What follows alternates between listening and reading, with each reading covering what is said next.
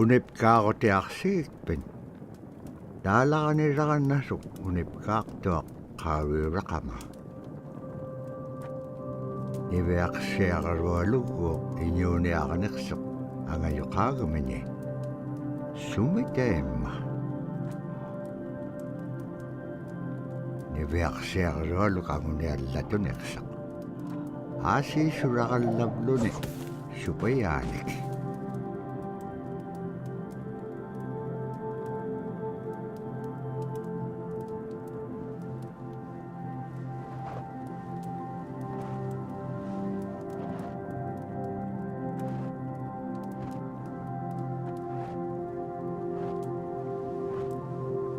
iñuuniaqhutik anuqqautigaiti anuqulingaallaaqsuq anuqulingaalliaqpaalluni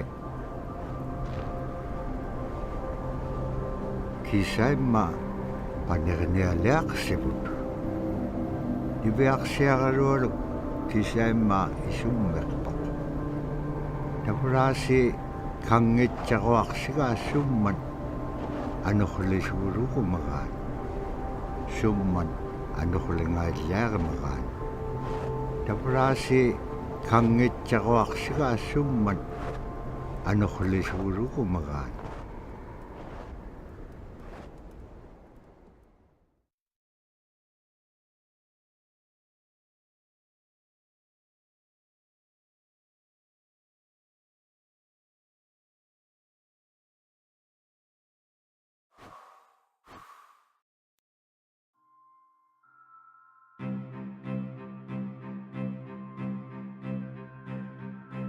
One of the things I think a lot of people need to understand is we aren't a museum piece. The Inupiaq people are a living people and a living culture. Even though we're in northern Alaska, which covers this vast area from Nome all the way over the Canadian border, is that there's this extreme value of interconnectedness and interdependence. It's a hunting society, a gathering society from thousands of years. This is what creates our culture. That special relationship between humans and the natural world and the animals, and that it teaches you how to have a society that doesn't do too much harm to the world. Love and respect for nature, for one another, for our elders. Very, very fundamental value, key to life. Our values are something that bind us all. The importance of sharing with one another, the importance of spirituality, and the connection to the land, our traditions, how we hunt, sharing of stories and songs and dances. I'm Inupiaq. I'm from the Arctic Ocean. I am Inupiaq. It's very important to me. It's who I am as a person. And we're very proud of who we are, and we want to continue that.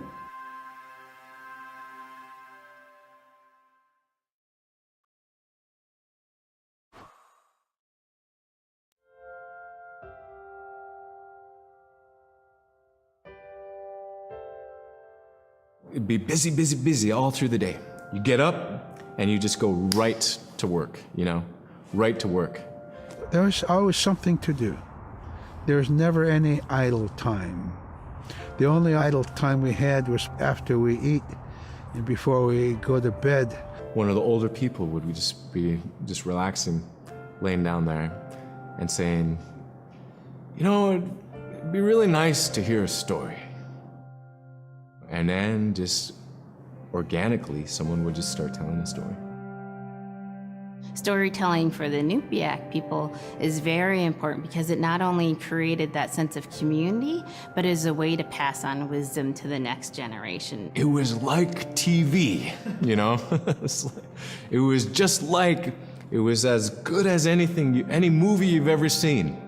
And the storyteller told it so clearly that it was just as powerful as any of the greatest movie blockbusters you've ever seen.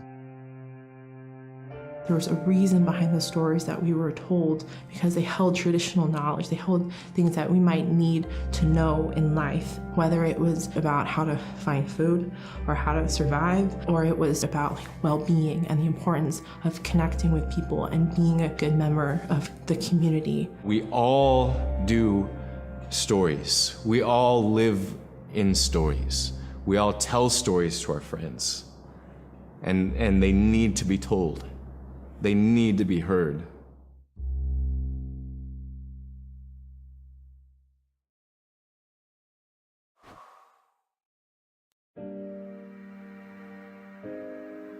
So scrimshaw is this really beautiful method of art that's done either on baleen or ivory, and traditionally it was used to tell stories. Each etching is telling a story of some event. Caribou hunting was taking place. This is what was going on. War began around this time, and so it sort of gives you a timeline of history through etching. An elder or the person who carved it would literally be able to read the scrimshaw story. They're like reading a book, in a way. A lot of the storytelling traditions would be things that after the storytelling was done, we'd just rely on the next person telling it. And so scrimshaw is a very important way for Alaskan Native people to record their history.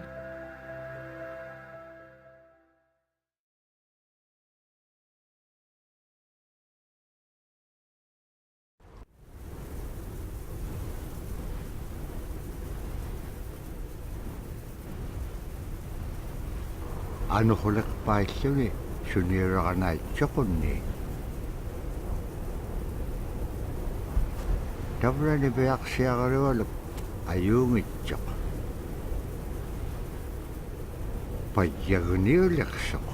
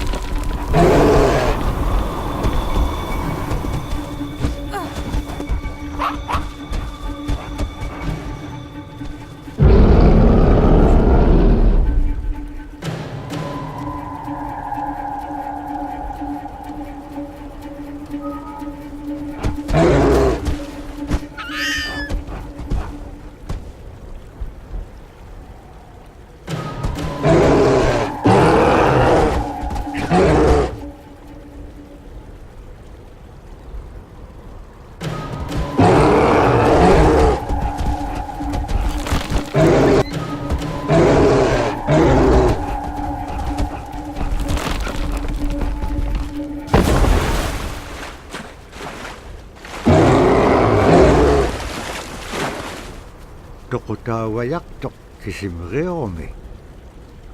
Araan napkangapiak tok.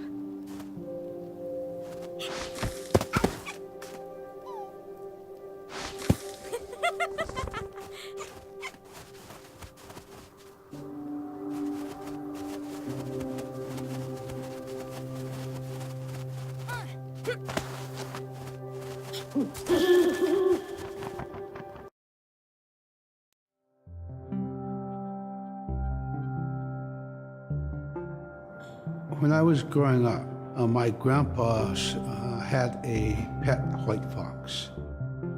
If you're a good friend with a fox, when there's danger abound, they try to keep you from getting into trouble. They pull tricks here and there, and foxes are like spoiled little kids in a way. When you let her out, she'd go prancing out in the snow, jumping in the air. I know she was happy then.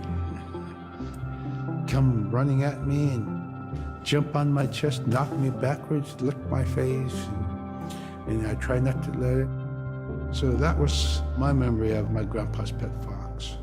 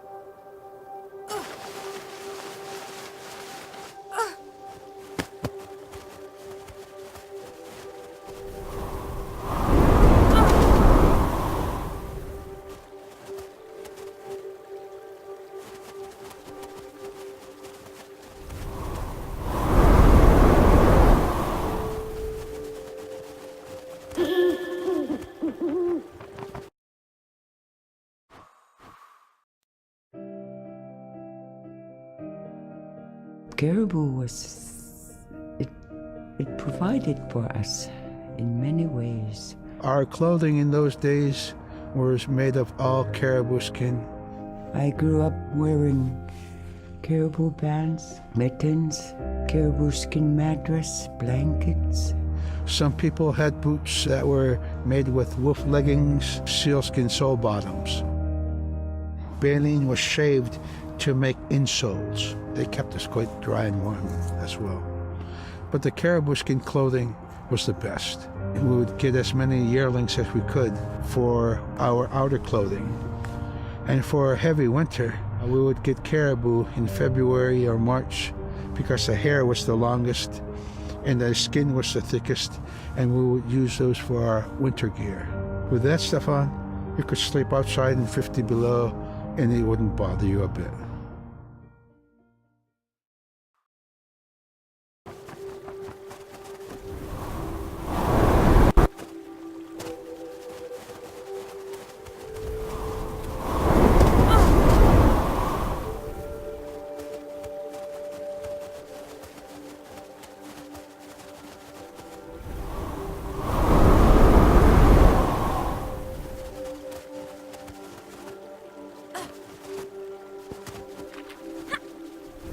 Niviaksiagaluan kangersingalok supaya ikayok tekakane bilugit.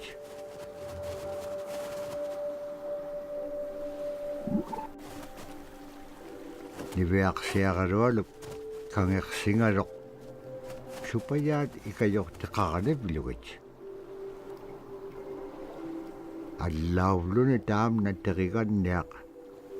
Sivuneksip kangaga niviaksiagaluan kanudun pekpaganak tilangit tamat ko ikayok tauruat.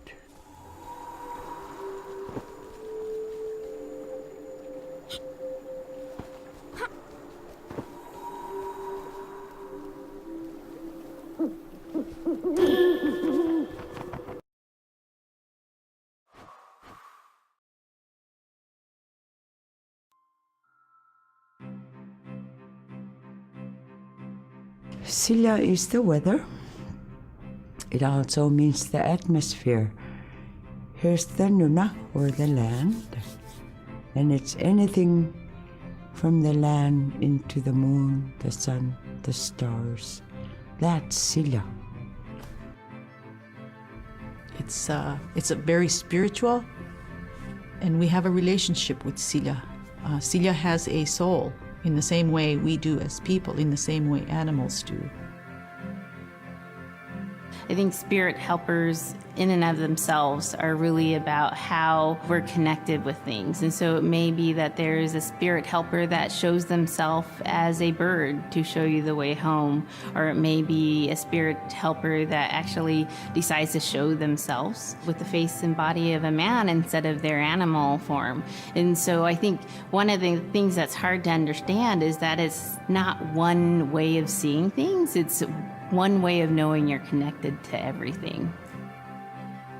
We've always had that spirituality of everything around us. It's the interaction you have with the air you breathe, the ocean that you gather resources from, the rivers from which you gather fish, the tundra from which you pick berries, the animals that give themselves. It's all of that.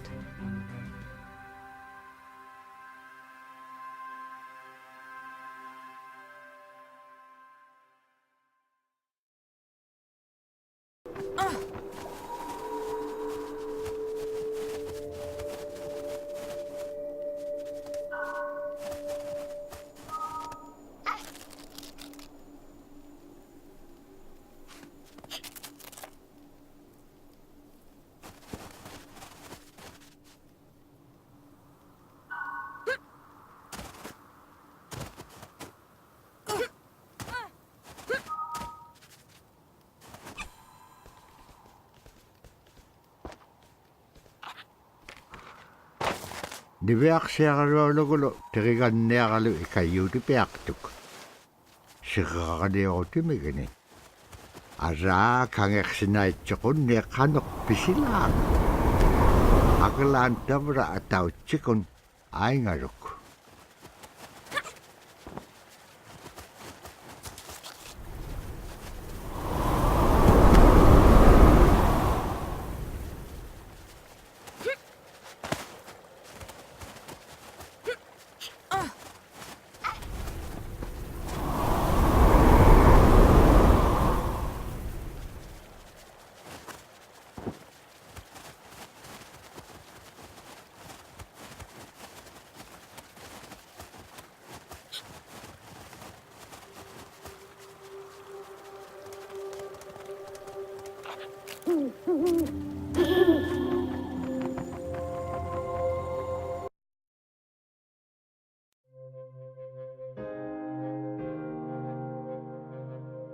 In the winter, when we were traveling, we didn't build sod houses, we built snow houses.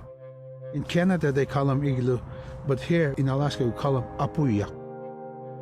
We'd do a day of travel, and then we'd make a apuya.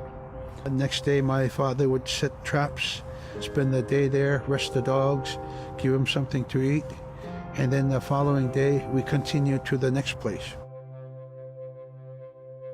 We'd go to my dad's sister, who had a house at Dubarg. They had a small sod house over there. We didn't have to do anything. We just visit with them, and my dad and his sister were glad to see each other, and they'd talk away while us kids played outside or go to sleep. By the time we get back to our home, my father would leave us with our aunt or with my grandmother, and then he'd start on his trips and go check his trap line. We were not into 8 to 5 kind of time, you know. We're in a totally different kind. We're in ecological time.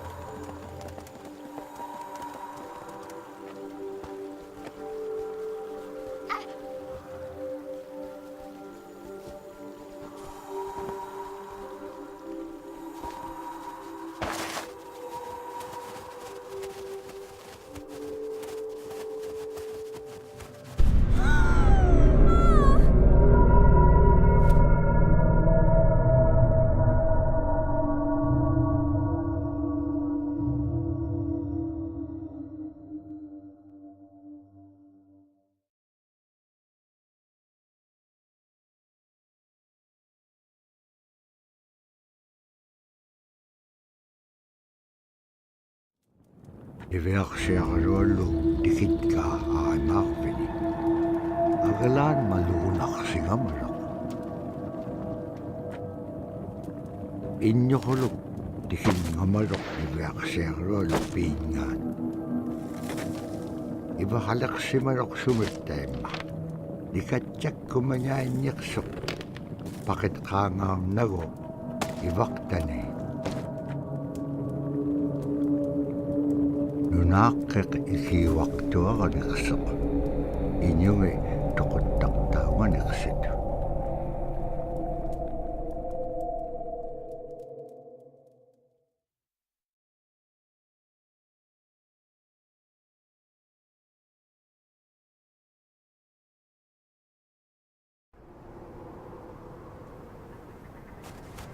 Niveaqsiaqaluallu upperingitqa tautuktani. Tautukunaqtuaq sunapayaaq siquminganiqsoq. Niveaqsiaqaluallum iñuliaqatingi pisaullaganiqsut. Qanuqimña anuquliqpallqiñam tainnaqumiñaitqa. Tamaanga ikumauaqtuamin qaqraaqpam iñua niptaqtaq. Sumaalagullaqami niveaqsiaqalullum piitsiñingani. Agalaan qaqraaqpallqiñat sagavingaitsit. Immeñaurat sagaviqimiut tasamanga nunamin. Paqaguhutin nunaaqqimin.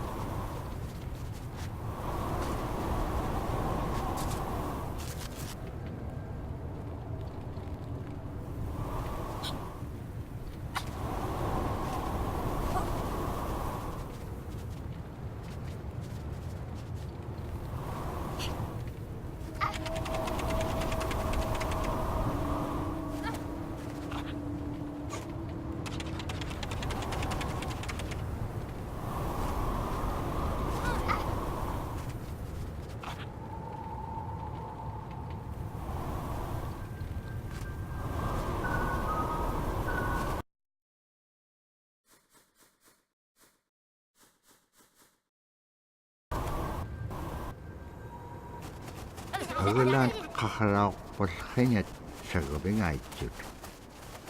Immeñaurat sagaviqimiut tasamanga nunamin.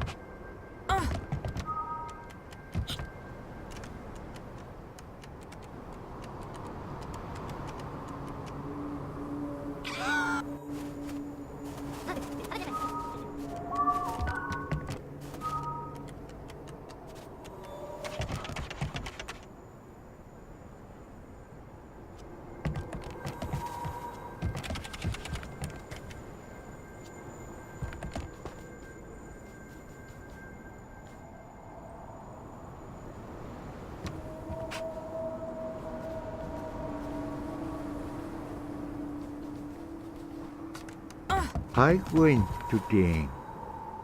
Ukalaktok inyugungaruak upik.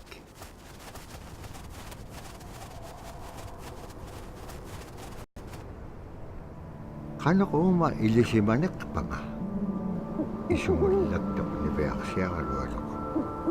Kano kita pura kau nagingagikpen. Kailaw di ka piyup ko. Ikayo ko niya kalawikpen kimon dahil nanakek. Sa bakit ilang ah.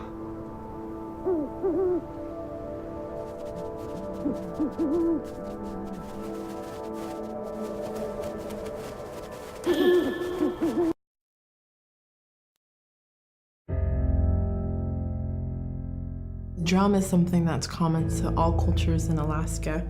All cultures have a drum that may have some stylistic differences or differences in the materials that it's made, but it's still in recognition of life and vitality. And the drum mirrors the heartbeat. And when you continue drumming soon, it will be in line with your heartbeat, because that's what it's supposed to be, the heartbeat of the community, and it symbolizes vitality.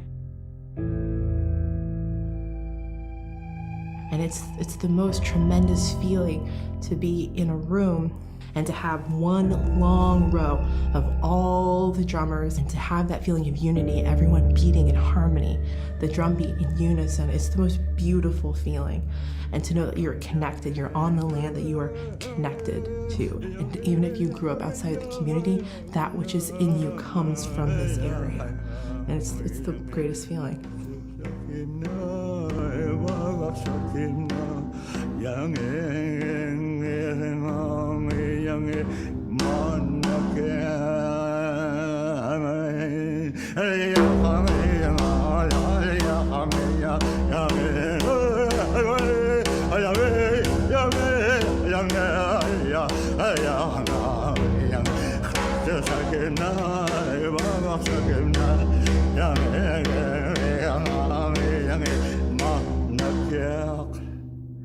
Man, I went at it and look what happens.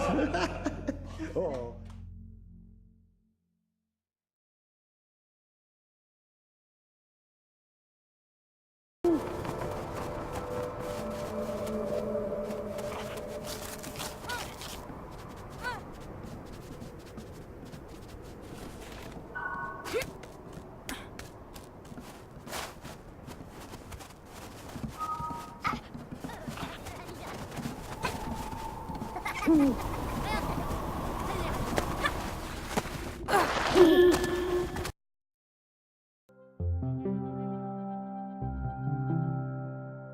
They're just like other people. They just happen to be very small and extremely strong. These are stories that are common throughout Alaska. It's normally that people are size from your elbow to the tips of your fingers, and they possess superhuman strength. So they may be tiny, but they can carry a whole caribou. And if you go up north and you talk to a number of the people in the community, they'll talk about having seen the little people.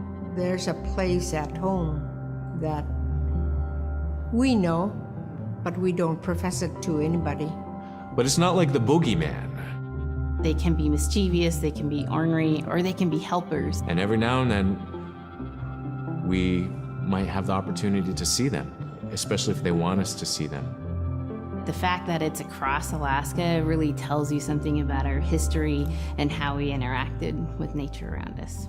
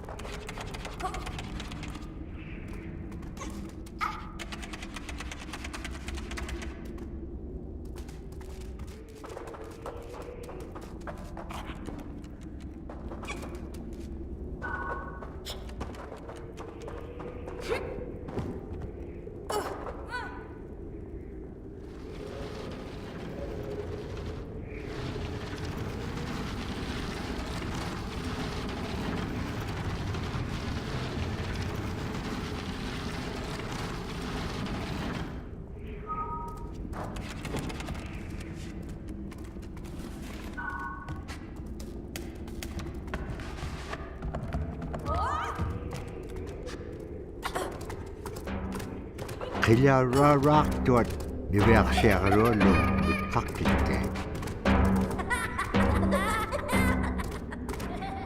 Asi aniplitik suna ittuktusugurugumaga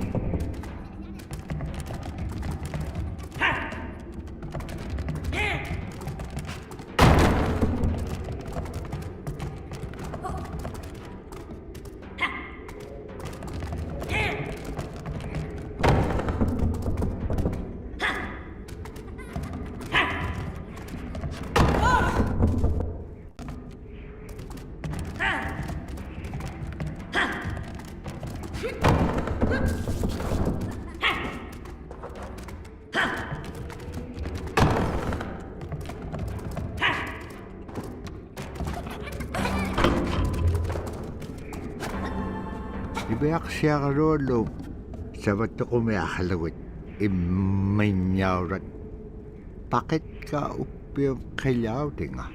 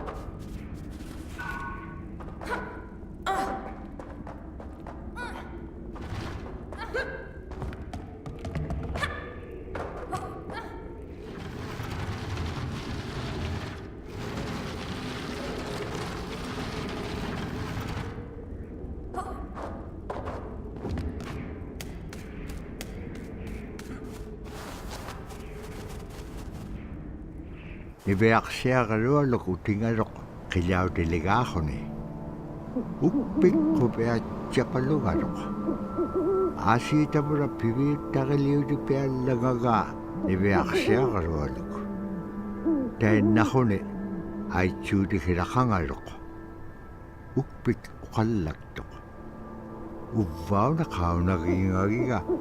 Iligin pikit kovlugo.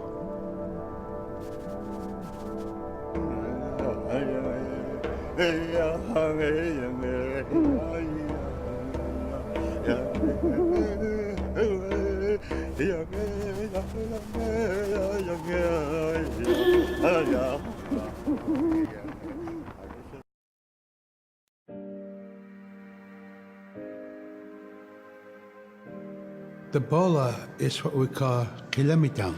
And the kilamitang is made out of braided sinew tied out to some heavy bone which you could twirl. In my case, we're catching ducks. When we're out whaling, sometimes the ducks start flying.